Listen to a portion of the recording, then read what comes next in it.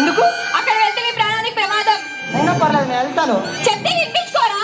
అయినా నీ మాట నేను ఎందుకు వినాలి? అక్కడ వెళ్తే నీ ప్రాణానికి ప్రమాదం అని చెప్తున్నా కదా. నా ప్రాణాలు ఏమైతే నీకెందుకు? Because I love you. తెలిసే మాట్లాడుతున్నావా? అవును తెలుసు. ఏం తెలుసు? నేను ఒక హంతకుణ్ణి, 2 హత్యలు చేశా. నేను చేసిన నేరం అంతా ఇంత కాదు. అదంతా నీ గతంలో జరిగిండొచ్చు, ఇప్పుడు కాదు. వచ్చాడు వచ్చాడు వచ్చాడు శివ, రా శివ. వద్దు వద్దు, విడిచిపెట్టండి, అతను ఏం చేయకండి.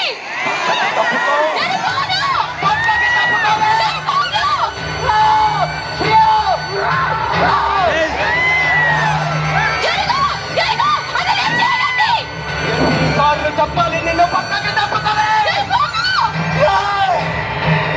చావాలి, చావాల్సిన వాడిని బతకాలని ఎన్నో కోరుకుంటున్నా. ఇది నువ్వు పక్కకు తప్పుకో. నేను చేసింది తప్పే. నేను చేసిన పాపానికి నేనే శిక్ష అనుభవిస్తాను. ఎంతమంది జీవితాలతో ఆడుకోవాలనుకుంటున్నావు? ఇలాంటి ప్రేమ తెలియని వాడు బతకడానికి వేయలేదు. ఒక్క నిమిషం ప్రియా.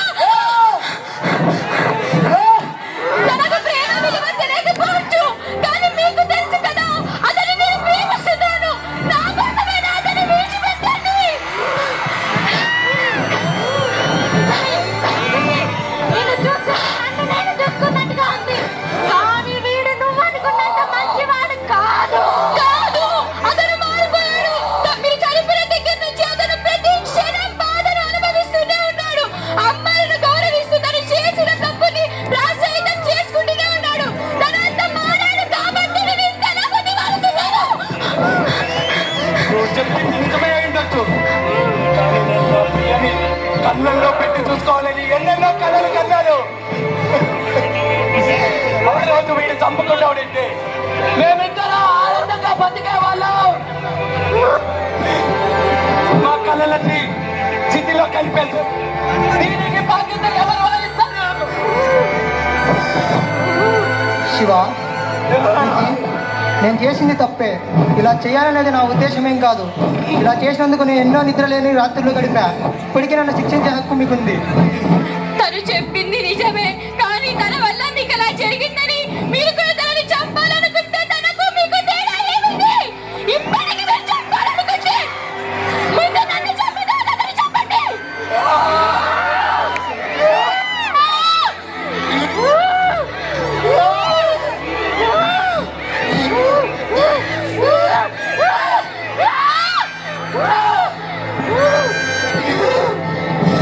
ప్రీతి, మాకు వాడిపై ఉన్న పగ కన్నా నీకు వాడిపై ఉన్న ప్రేమే గెలిచింది. నీలాంటి వాళ్ళు ఈ లోకంలో ఇంకా బతకాలి. పట్టుకైనా గుర్తు పెట్టుకో అజయ్. ఒక అమ్మాయి వద్దు వద్దు అంటే దానికి అర్థం వద్దనే.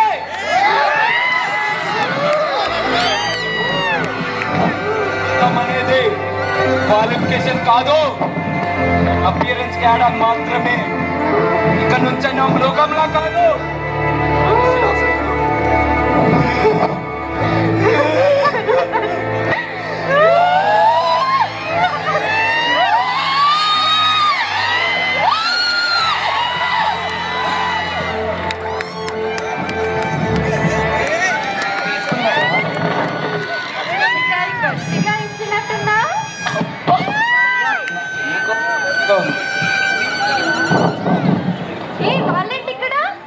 వాళ్ళు మనలాగే ప్రైవసీకి వచ్చారు.